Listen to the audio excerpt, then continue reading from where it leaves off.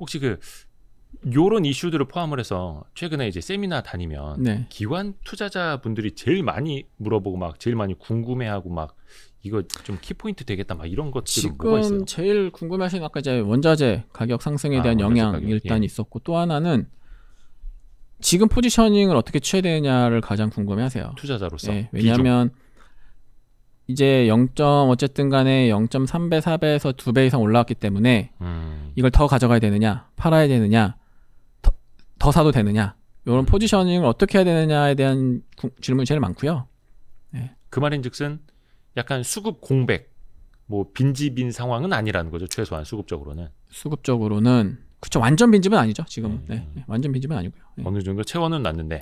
그것도 이제 하우스마다 좀 다른 것 같아요. 채웠다가 파셨던 데도 판 데도 좀 있을 거고 네.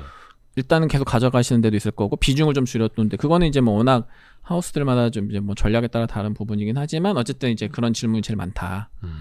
거기에 따른 조언은 뭐라고 해주시나요? 이게 이제 이 착시 현상이라고까지 표현하기는 좀 그렇지만 이게 0.34배 때 0.8배 올라오니까 너무나도 많이 올라온 것처럼 보이는데 네. 히스토리컬리 보면 0.3배, 4배가 사실은 비정상적인 구간이었던 거고 그랬죠. 예. 0.7배, 8배가 사실은 크게 뭐 리레이팅 요인이 없었을 때 노멀한 수준이에요. 0.7배, 8배가. 그러면 이제 지금은 어떠냐?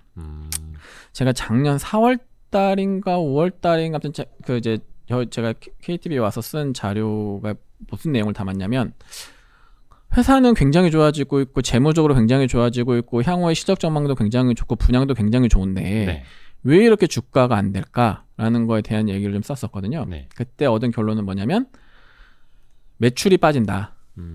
그다음에 ROE 개선에 대한 그러니까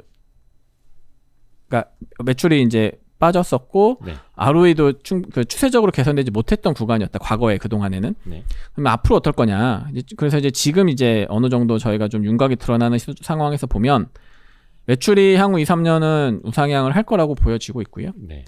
ROE도 향후 2, 3년간 추세적으로 개선이 되는 구간이다. 그러면 이런 구간이 과거에 많았냐? 그렇게 많지 않아요. 과거 10년 동안 보면 ROE가 추세적으로 2, 3년 동안 우상향하는 구간이 거의 없다시피 하거든요. 왜냐하면 해외 손실도 많았고. 네. 매출도 이번에 분양이 다시 업사이클로 오면서 한 2, 3년 동안 그러니까 매출하고 ROE가 둘 다 이렇게 추세적으로 2, 3년 동안 개선되는 그 사이클이 거의 없어요. 과거 10년 동안. 그러면 우리는 이제 리레이팅에 대한 얘기를 충분히 해줄 수가 있는 거고 그러면 뭐 1배 이상에서 충분히 일단 저희가 타겟을 해볼 수가 있고 또 하나 이제 내년에 대선이 있으니까 그런 것도 감안해 보면 0.8배가 비싼 레벨은 아닌 것 같다라는 생각을 하고 있고요. 그러니까 이제부터는 그러니까 사실 0.8배 정도는 노멀한 수준이다. 그렇죠. 노멀한 수준이다. 과거가 좀 비정상적으로 그렇죠. 낮았던 거지. 네. 그리고 이제부터는 과연 거기에서 과거 대비 프리미엄을 받을 수 있는지. 받을 수 있는 구간으로 보는 거죠. 충분히. 예. 대선도 가장 중요한 요인. 대선도 중요하죠. 그렇습니다. 그리고 아까 좀 시멘트 철강 쪽 이야기를 하기는 했는데 어떤 뭐 원자재 가격으로 인한 판가 인상이 건설사들은 뭐 이제 뭐 분양가라든지 이제 전이를 할 수 있는 요인은 됐다 해서 큰 부담은 아니다라고 말씀해 주셨는데 그러면 시멘트 철강 쪽은 조금 물론 이제 철강은 다른 분들이 이제 섹터 커버를 하시겠습니다만 그 원자재 측면에서는 좀 어떻게 보시는지 원자재 회사들 일단 시멘트는 저희가 이제 크게 이제 PQC 분석이라고 하는데 네. 가격 그다음에 물량이라고 해야 될까요? 그다음에 이제 비용 이렇게 분석을 하는데 가격은 아까 말씀드렸던 것처럼 올해 연내 인상이 되지 않을까 생각을 하고 있고요. 이미 인상된 것도 있고. 네. Q는 어떨 거냐라고 이제 보면 사실 이제 작년까지만 해도 출하량이 이제 빠지는 구간이에요. 이게 이제 시멘트 가격이 이제 어떻게 이제 시장에서 움직이냐면 이 옅은 하늘색이 협정 가격이라고 해서 그러니까 공식적인 가격이에요. 이게 쉽게 말하면 우리가 이제 소비재로 치면 이제 소비자 가격, 네. 프라이스 택에 딱 찍혀 있는 가격이고 실제로 이제 시장에서 얼마에 팔리느냐가 이제 내수 가격이 저 짙은 파란색입니다. 보시면 이제 그리고 그 분홍색이 이제 그 괴리율인데 보시면 이제 거의 뭐 20%까지도 할인된 금액으로 팔리고 있다라는 거죠. 네. 가격이. 그러니까 협정 가격 그러니까 뭐랄까 공식적인 가격은 있는데 그 가격에 못 팔고 있는 거 왜냐 공급 과잉 산업이니까 아까 이제 말씀드렸던 것처럼. 네. 그러니까 이제 계속 이제 가격이 이제 할인돼서 팔리는 거고 또 하나는 이 협정 가격 자체가 2014년도에 한 번 인상되고 지금 거의 7년 넘게 한 번도 인상이 안 됐어요. 꽤 오랜 기간 가격 인상이 안 되고 있었던 거죠. 그러면 이제 시멘트 회사가 가격을 올리는 방법은 딱 차트 보시면 두 가지가 있겠죠. 네. 협정 가격을 올리고 할인율을 유지하거나 예. 협정 가격이 못 올리면 할인율을 축소시키거나. 네. 그러면 이제 어쨌든 실제로 이제 실적에 들어오는 가격은 올라가는 거니까. 저희가 보는 걸 일단 협정 가격 자체가 올해는 좀 인상이 될 거라고 좀 보고 있는 거고요. 그러면은 굳이 할인율을 크게 이제 축소를 안 시켜도 일단 뭐 긍정적이다 하는 부분이라고 보시면 될 것 같고요. 그다음에 이제 뭐 출하량 계속 이제 공급 과잉이라는 말씀을 드리니까 한번 차트를 하나 보여드리면 이제 그 다음 페이지 피겨 8번을 한번 봐주시면 요 이제 이게 시멘트 출하량인데 80년대에서 90년대 후반까지의 대한민국의 대개발의 시대를 제외하면 이렇게 추세적으로 늘어날 수가 없는 산업입니다. 기본적으로 성숙된 산업이에요. 그래서 단기 사이클이 이제 올라가고 내려가고 이제 요렇게 단기 사이클만 있는 시장인데 가장 크게 영향을 미치는 것 중 하나가 이제 주택 시장이라고 봐주시면 돼요. 그래서 그 다음 페이지 이제 그림 9번을 보시면 이제 요걸로 이제 실제로 출하량이 늘 건지 줄 건지 이제 충분히 추정이 되는데 신규 분양을 통해서 추정을 해볼 수 있는 보시면 시멘트 출하량 그러니까 이제 이 선 차트가 아파트 전국 분양 물량인데 보시면 2015년이 정점이잖아요. 그리고 이제 쭉 빠지는데 출하량이 언제 올라오냐면 17년에 올라옵니다. 2년의 레깅이 있어요. 그죠? 그리고 여기 아파트 전국 분양 물량 꼭지와 그다음에 시멘트 출하량의 꼭지 사이에 한 2년 정도의 시차가 있다. 그러니까 그 얘기는 뭐냐면 역으로 생각해 볼 수 있겠죠. 그러면 바닥이 2018년이잖아요. 주택 공급의 바닥은. 그죠?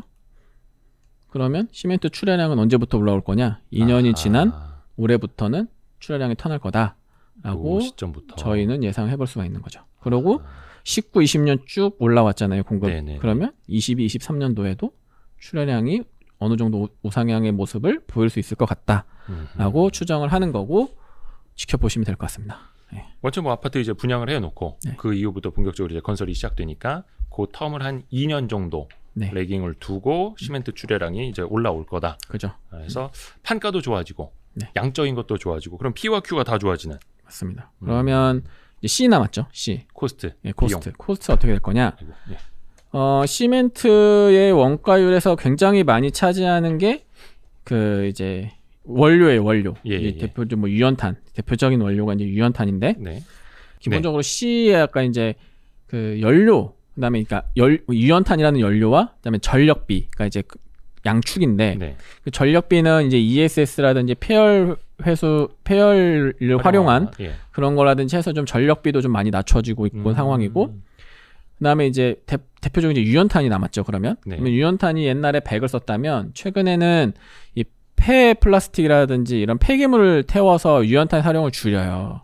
그게 이제 그림 13번 봐주시면 우리가 이제 순환자원 대체율이라고 부르는데 지금 우리나라가 23% 정도 되는 거죠. 순환자원 대체율. 예를 들어 이거 좀 쉽게 설명드리면 예전에 유연탄을 100% 썼는데 23%는 폐기물을 쓴다. 뭐 이제 이렇게 이해하시면 돼요. 직관적으로. 뭐 폐플라스틱으로 만든 고형 연료 같은 거. 그러면 이게 이제 다른 유럽 국가라든지 이런 데는 뭐 굉장히 높죠. 그럼 이게 영향이 있냐? 그 옆에 14번 차트 보시면 이 매출 원가율이 이 순환 대체율이 얼마만큼이냐에 따라서 굉장히 많은 그 연동성을 보입니다. 근데 순환 대체율이 높은, 예를 들면 독일이 높죠. 68% 되죠. 하이델베르그 시멘트가 독일 회사거든요. 원가율 40%대입니다. 그죠? 자, 일본이 19%인데 일본의 대표적인 데가 저기 보이시죠? 저기 짙은 색 80%대 이상에서 지금 나와져 있는 상황이고 타이헤이오 시멘트 거기고 그다음에 이제 프랑스가 43% 정도 되잖아요. 라파지? 거기가 이제 그 프랑스 회사인데 거기가 이제 한 중간 정도 위치이고, 그러니까 이게 약간 굉장히 이제 밀접하게 영향을 받고 있어요. 그래서 이제 뭐 대표적으로 뭐 모든 시멘트 회사가 이쪽에 수환자원 대체율을 늘리고 있는데 성용량에도 꽤 뭐 한 40% 이상 늘릴 예정이에요. 향후에 추세적으로. 그러면 이제 당연히 원가율은 좀 내려갈 가능성이 높다. 그래서 이제 비용단에서도 계속 좋아질 수 있는 구간이기 때문에 PQC가 다 좋아지는 구간이에요. 시멘트 회사는. 그래서 뭐 전망 산업도 좋고 PQC도 좋아진다. 그래서 뭐 이쪽 건설 밸류 체인들은 굉장히 긍정적으로 보셔도 좋지 않을까. 그래서 이제 어떤 분들은 그런 말씀하시더라고요. 거의 이제 분양 들어가면 우선은 철근 수요부터 많아지고 그다음이 시멘트, 그다음이 이제 그 내장 이런 것들 들어간다. 그래서 그 뒷단 잠깐만 보면은 최근에 지누스라든지 뭐 한샘이라든지 약간 인테리어 내장재 가구라고도 볼 수 있고 그런 쪽도 리포트를 좀 쓰셨더라고요. 네네. 가구는 예. 사실 조금 이제 이 목재 가격이 또 많이 인상됐잖아요. 예. 그 영향을 좀 받을 수 있을 것 같다라는 생각이 좀 들어요. 아하. 그래서 또 가구 가격 올린다는 뉴스도 네, 좀 가격 나오던데요. 그 이제 가격 가격 올리는 게 이제 결국엔 원자재 때문에 네. 목재 가격 인상 때문에 올리는 거고요. 그래서 뭐 이제 한샘 같이 이제 한샘 같은 경우는 아마 이제 2분기 실적 컨센서스보다 조금 컨센서스가 좀 내려가지 않을까. 프리뷰 자료들이 나오면 컨센서스가 조금 내려가지 않을까라는 생각이 좀 들고 있고요. 네. 다만 그 이제 핵심 비즈니스가 이제 그 리하우스라는 이제 리모델링 관련된 리모델링 비즈니스인데 쪽이죠. 거기는 워낙 좋아요 지금. 그래서 딱 뭐라 그럴까 단편적으로 안 좋다라고 말씀드리기 조금 애매한 국면. 네. 애매한 국면이고 워낙 너무 좀 가구 쪽에다 포커싱하지 말고 네네네. 리하우스 쪽도 이제 사실 봐야 핵심은 되는데. 리하우스거든요. 핵심은 리하우스. 비중이 어떻게 돼? 이익 비중이? 이익 비중이요? 예, 가구 쪽하고 리하우스 쪽하고 리하우스 쪽이 엄청 커지긴 하더라고요. 계속 이제 리하우스는 계속 증가하고 있는 상황이고요. 예. 매출 비중으로 보면은 이게 이제 리하우스는 그러니까 이제 쪽 리모델링 쪽은 계속 이제 그로스가 좀 나오는 상황이고 어허. 그러다 보니까 이게 뭐 얼마 정도 한 6대4 정도 보시면 될 것 같네요. 예. 매출 비중으로 봤을 때 딱 그 B2C에서 리모델링하고 인테리어 가구만 보면 예. 한번 6대 리모델링 리하우스 쪽은 6대4 아. 정도 보시면 될 것 같아요. 그 리하우스 쪽이 60%, 네네네. 가구보다 더 높은. 네네. 좋습니다. 그리고 이제 이쪽이 이제 잘 늘어나는 게 이제 시공도 이제 이쪽에 같이 그 밸류체인을 일원화시키고 있기 때문에 네. 이쪽이 잘 돼야 되는 핵심 사업이에요. 그래서 물론 가구가 또 잘 돼야 되지만 네. 그냥 딱 목재 가격 인상으로 인해서 가구에 대한 비용이 조금 늘어나고 2분기 실적이 우리가 연초에 기대했던 것보다 조금 빠진다고 하지만 그게 뭐 엄청나게 회사에 대한 부정적인 뷰를 가져야 된다라는 건 아니고요. 예. 한샘 같은 경우는 목표 주가 16만 원 쓰고 계시네요. 네네. 그 참 한샘이 옛날로 따지면은 그러니까 항상 밸류에이션을 높이 네, 받아왔던 맞습니다. 회사인데 한동안 이상하리만침 주가는 참 못 가고 있고 그- 물론 내부적으로 여러 가지 이슈는 좀 있었어요. 이슈가 좀 많이 있었어요. 뉴스에 여러 나온 가지로. 것들도 좀 네, 많았었고. 뭐 그런 뭐 어떤 정성적인 이슈도 있었지만 실제로 좀 안 좋은 이슈도 안 좋은 상황 회사가 좀 안 좋은 상황도 좀 이어졌었는데 최근에 좀 많이 개선이 되고 있는 상황이고요. 그러니까 결국에는 이 회사는 매출이 좀 성장률이 잘 나와줘야 되는 회사예요. 네, 기본적으로. 예. 근데 이제 그 부분은 이제 리하우스 쪽에서 잘 이끌어주고 있고 생각보다 가구 쪽의 성장률이 워낙 그동안 좋아서 이제 기대감 좀 많이 이제 높여주고 있는 것만큼 사실 이제 주가가 좀 못 올라오는 부분이 분명히 있죠. 네. 근데 이제 여기에 이제 목재 가격 인상까지 좀 겹치는 바람에 조금 단기적으로는 슬로우할 수 있지만 길게 보면 뭐 여전히 저는 긍정적으로 보고 있는 상황이고요. 네. 그다음에 이제 뭐 건자재까지 워낙 많은데 그 중에 조금 주목해서 봐야 되는 이슈 중에 하나는 이 창호하고 단열재 회사들도 좀 관심 갖고 봐야 돼요. 왜냐하면 어쨌든 간에 기본적으로 건설업 건설 업황이 그냥 좋아지는 구간에서는 모두가 동일하게 수혜를 보고 있는데 여기 이제 정책적인 수혜까지 좀 곁들어지거든요. 이 창호하고 단열재는 뭐 대표적으로 이 화재 관련해서 안전 성능 그 기준이 강화가 되기 때문에 네. 여기 이 성능 평가 시험을 통과할 수 있을 정도로 스펙이 좀 좋아야 되는 그런 이슈가 좀 있습니다. 네. 그래서 그런 부분들 그래서 불연재, 준불연재나 불연재에 대한 수요가 계속 올라갈 거고 고스펙을 이제 맞춰줘야 되기 때문에 그런 부분에 대해서는 이제 아무래도 시간이 지나면 지날수록 진입 장벽이 엄청 높은 산업은 아니기 때문에 네. 경쟁은 심화될 수 있겠지만 당분간은 대표적으로 대형사들 뭐 LG하우시스, KCC 이런 애들이 조금 더 수혜를 볼 가능성이 높다라고 좀 보고 있고요. 그다음에 제로에너지, 그러니까 에너지 절약에 대한 부분, 제로에너지 건축물 의무화 로드맵도 좀 이어지고 있기 때문에 이 단열재에 대한 성능도 좀 높아야 돼요. 그래서 단열이 잘 되고 불도 잘 안 타야 되고 이런 스펙들을 좀 정책적으로 의무화시키고 있기 때문에 이런 부분들은 이제 업황에 대한 수혜 플러스 정책에 대한 수혜가 같이 간다라는 측면을 좀 감안을 하시면 이제 이쪽에 대한 창호나 단열재에 대한 회사들은 좀 관심 갖고 좀 볼 필요성이 있다. 생각을 좀 하고 있습니다. 네. 좋습니다. 그 너무 많은 걸 여쭤봐서 좀 죄송할 정도인데 마지막으로 리츠 한번 가죠. 최근에 리츠 리포트들을 좀 쓰셨더라고요. 네, 뭐 리츠도 지금 워낙 많이 올라서 예. 뭐 지금 뭘 말씀? 그런가요? 네. 그렇죠. 리츠들도 좀 오르기는 올랐습니다. 사실 리츠는 그 지금 배당 보고 사시는 분들이 많아가지고 그죠. 주가가 오를수록 또 상대적인 배당 메리트는 떨어질 수밖에 또 없잖아요. 그래서 사실은 그 동안에 너무 못 올랐죠. 배당 글로벌리 봤을 때 배당 수익률 대비 주가가 너무 못 올랐었고 그러다 보니까 이제 배당 수익률이 굉장히 높았었죠. 예. 그러다가 이제 코로나 좀 어느 정도 이제 실물 경기가 좀 좋아지면서 그리고 또 인플레이션 얘기 나오면서 해칭 수단으로 네. 좀 각광을 좀 받았어요. 네. 소리 소문 없이. 그러면서 굉장히 좀 좋았고 그럼에도 불구하고 여전히 배당 수익률이 나쁘지 않은 상황이다. 그래서 제가 여기서 추가적인 캐피탈 게인, 그러니까 주가 상승을 말씀드리기는 조금 어렵긴 한데 네. 배당 수익률 관점에서 보면 충분히 아직도 메리트가 있다. 그래서 뭐 굉장히 큰 폭으로 주가가 급락하기에는 뭐 그럴 가능성도 그렇게 크진 않은 것 같다라고 좀 생각이 들고 있고요. 뭐 그리고 이제 기초 자산도 워낙 이제 뭐 물류라든지 뭐 이런 것들로도 좀 이제 다변화되고 있고 기존의 오피스나 리테일만 담던 자산들도 거기에 이제 조금 더 복합적으로 물류센터나 오피스들도 추가적으로 담고 있고 그다음에 이제 하반기에 그 대어들이 좀 많이 있어요. 네. 리츠도 그런 부분들이 또 이제 시황에 좀 더 긍정적인 영향을 줄 수 있지 않을까 이렇게 좀 생각도 좀 들고 있어서 리츠 쪽도 관심 갖고 보시면 좋을 것 같아요. 근데 이제 제가 리츠를 설명드릴 때만 항상 드리는 말씀인데 네. 이 리츠 투자할 때는 주가 상승은 별도다. 그러니까 별도라기보다는 이제 플러스 알파다. 덤이다. 예, 덤이다. 이렇게 보시는 게 맞다. 예. 그 캐피털 게인이라고 하는 게 이제 어떤 시세 차익이라고 이해를 할 수도 있는데 사실 사람들이 마음으로는 안정적으로 한 5-6% 배당을 준다니 그게 어디야 이렇게 들어갔다가 사실은 그런 자본 차익, 시세 차익 노리기도 하게 되거든요. 또 그러다가 나 5% 배당 노리고 들어갔는데 마이너스 5%가 되잖아요. 사람들이 못 견뎌요. 그렇죠. 심리적으로 그러니까 이게 힘들어지더라고요. 사실은 리츠를 투자하는 그 가장 본연은 결국에는 장기로 안정적인 캐시플로우를 창출한다라는 목적을 가지고 들어가셔야지 맞아요. 그렇지 않으시면 굉장히 왜냐하면 리츠도 주식이기 때문에 채권이 아니고 주식이기 때문에 굉장히 큰 변동성을 가져올 수 있거든요. 최근에 이제 보셨을 거잖아요.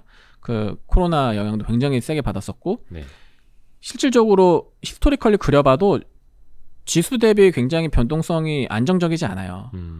굉장히 변동성도 크고 그렇기 때문에 그런 부분 충분히 인지를 하시고 하셔야 되고 그렇죠.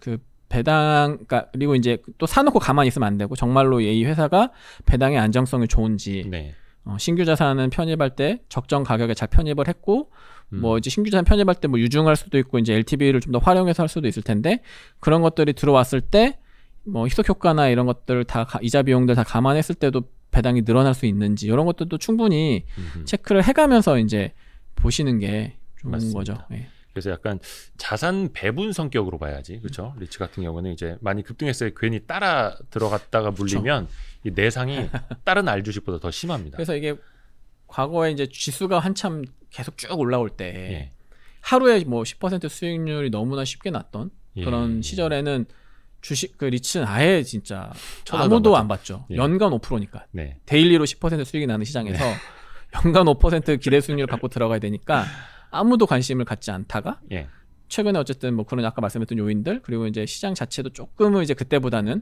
어떤 그 뭐라 그럴까 변동성이 좀 있잖아요. 마냥 지수 전망치가 높진 않으니까 뭐 이제 대안으로도 좀 많이 보시는 것 같고요.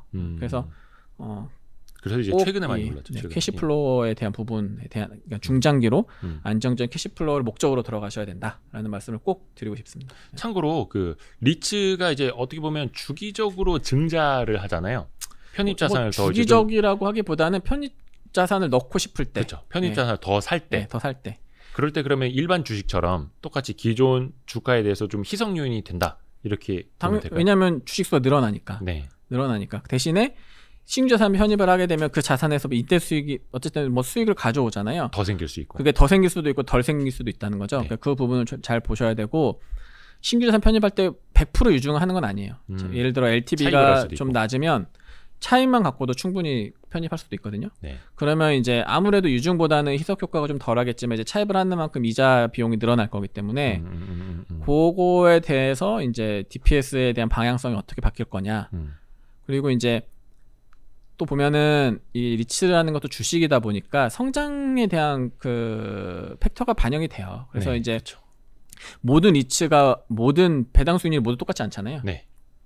그러니까 이제 예를 들면 뭐 대표적으로 예를 들면 시장에서 지금 가장 핫한 자산 중에 하나의 물류센터 리츠라고 하면 배당 수익률이 상대적으로 좀 낮단 말이죠. 다른 네, 리츠에 네, 대해서 그 얘기는 뭐냐면 주가가 그만큼 더 올라간다는 얘기인 거예요. 약간 그 안에서도 성장 가치를 그럼요. 본다는. 네. 그래서 기초 자산도 굉장히 중요하다. 네. 그래서 이제 리츠를 보실 때 저 딱 크게 세 가지 분석 방법을 이제 쓰는데 첫 네. 번째는 이제 기초 자산이 뭐냐. 음.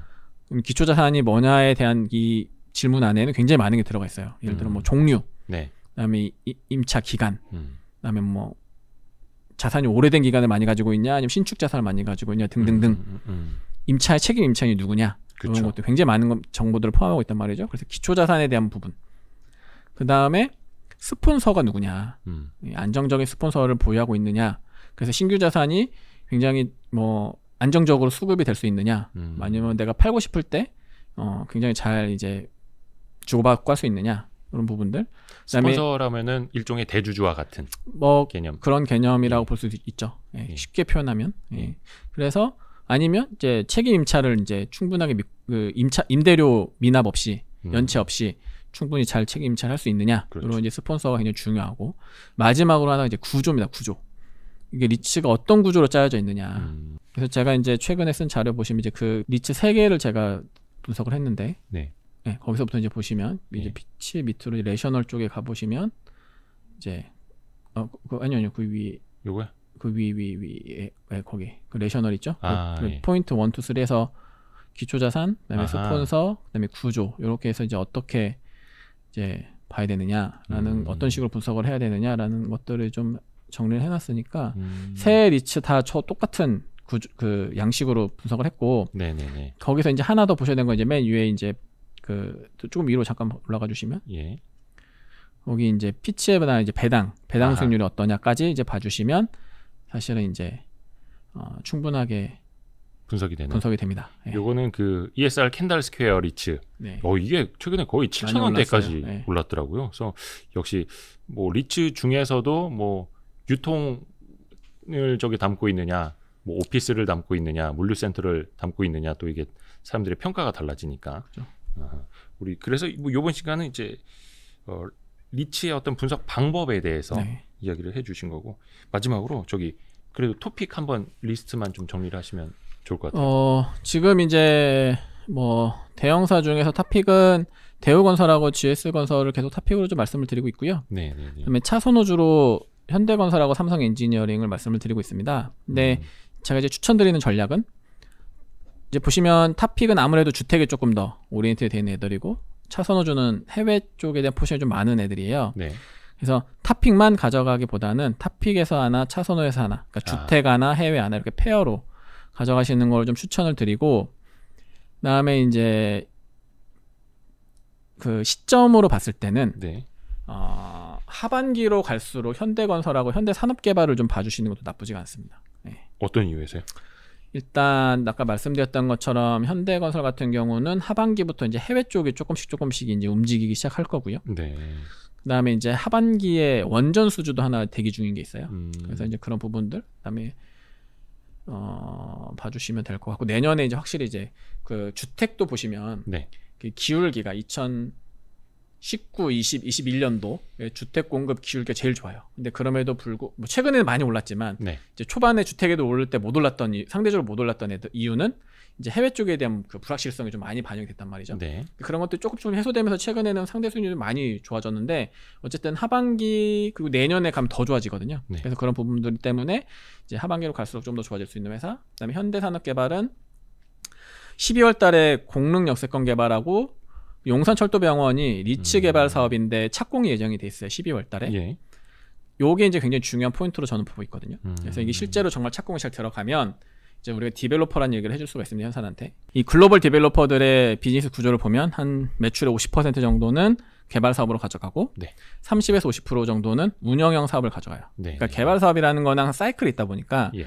이게 다운 사이클일 때 캐시플로우를 지탱해줄 수 있는 운영형 사업들을 매출의 한 30% 이상은 가져간단 말이에요. 네. 이게 이제 현산의 산업개발이 이제 리츠 사업이 이제 정말로 착공에 잘 진입이 하게 되면 비즈니스의 구조의 전환이 이제 나타나기 시작하는 거죠. 드디어 우리가 매번 현산한테 디벨로퍼라고 얘기는 하지만 사실 반쪽 디벨로퍼거든요. 왜냐면 자체 개발 사업만 잘하는. 근데 실질적으로 이 운영형 사업이 이제 이 반절을 채워줘야 되는데 네. 그게 이제 12월달에 이제 우리가 좀 기대해 볼 수 있는 부분이라서 현대산업개발 이제 하반기로 갈수록 좀 관심을 갖고 봐야 되는 회사고 네. 이게 또 이제 올해 이제 그 2개, 그다음 내년에 가장 큰 자체 사업 중에 하나인 광운대 역세권 개발 사업도 리츠형 사업으로 진행이 될 건데 네. 그 3개 사업이 다 준공이 되면 이게 다 자리츠가 만들어져요. 예. 그다음에 이 자리츠를 아우르는 이제 모리츠가 상장이 될 거거든요. 광운대 역세권 개발 사업 준공이 되면. 네. 그래서 이제 굉장히 좀 다양한 얘기들을 할 수 있기 때문에 현대산업개발도 하반기에 한번 좀 봐야 되는 회사다. 이렇게 보시면 될 것 같습니다. 좋습니다. 이렇게 마지막까지 토픽까지 꼼꼼하게 우리 진성으로 분석을 해주셨습니다. 고맙습니다. 네, 감사합니다. 아유, 또 네. 저희가 오늘 너무 오래 빼먹어서 진이 빠지셨을 것 같아요. 좀 편집 좀 많이 해주세요. 예, 네. 죄송하긴 한데 근데 너무 알짜였어요.